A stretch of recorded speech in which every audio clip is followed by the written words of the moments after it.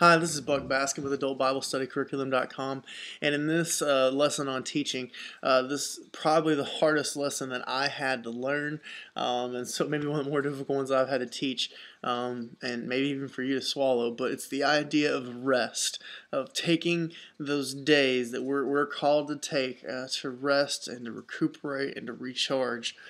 And the reason is because if we've taken on a leadership position such as teaching our small groups and teaching the adult Bible study curriculum, we are more than likely driven people, and we like to be productive, and we like to do things, and we don't like to stop.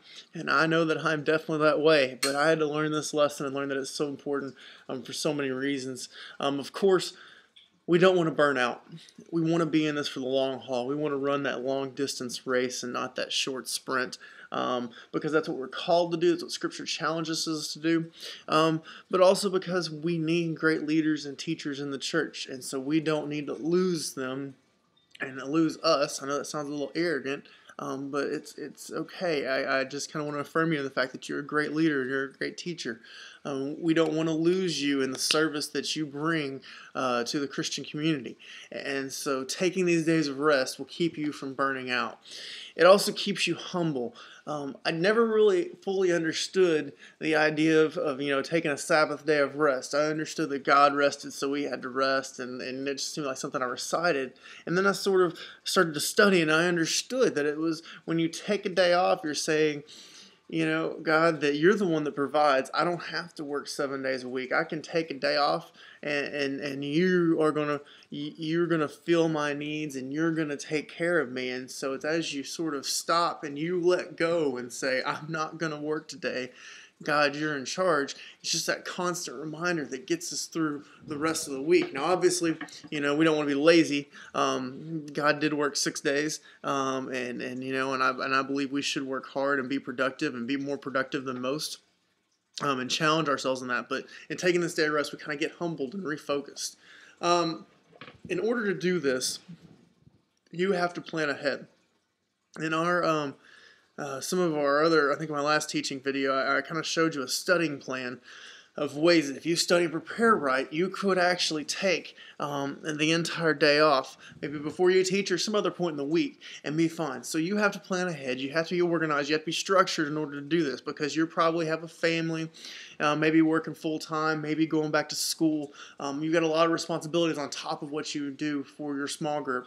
And so you've got to plan ahead and be organized and really push yourself in order to be able to take this day of rest and relaxation. But it's important that we do this. I believe we serve a creative and organized God, and we need to sort of model that as being His image and plan ahead to where we can take these days.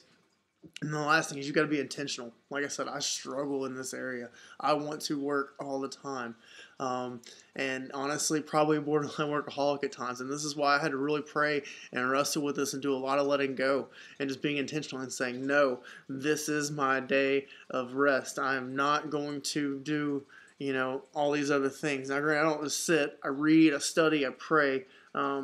But it's just it's this different kind of, I guess, work, to where it's truly restful and recharging and refocusing. And you may have to tell other people, no, I'm sorry, my phone's off. I mean, ouch, that would really hurt, I'm sure, for some of us. But, my phone's off, my computer's off. I'm not going to do this. I'm not going to go do this, service project. Now, with being intentional, be sensitive. There may be a time where we just have to push our little selves a little harder one week, and there's just opportunities to serve and to reach out, and we go do that. But it's just kind of in this general, getting this idea that we need these days to rest, to refocus, to remind ourselves that God's in charge, that He's in control, that He meets our needs, and no one else. So, kind of sit down and reevaluate what you do. Maybe you're already great at this. I know a lot of people are. Maybe you rest too much and we need to do a little more.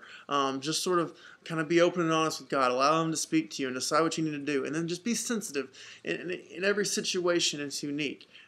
There are times where, your day of rest may need to change because there's an opportunity that something needs to be done. Maybe it's a crisis, or just there's just a great opportunity to serve. Go do that. Don't go, nope, my rest day, I'm not doing anything. We see signs in Scripture that's not the right attitude to have. But overall, we want to force ourselves as leaders to take time to rest, to recharge, to refocus, and to remind ourselves of the role that God plays in our lives.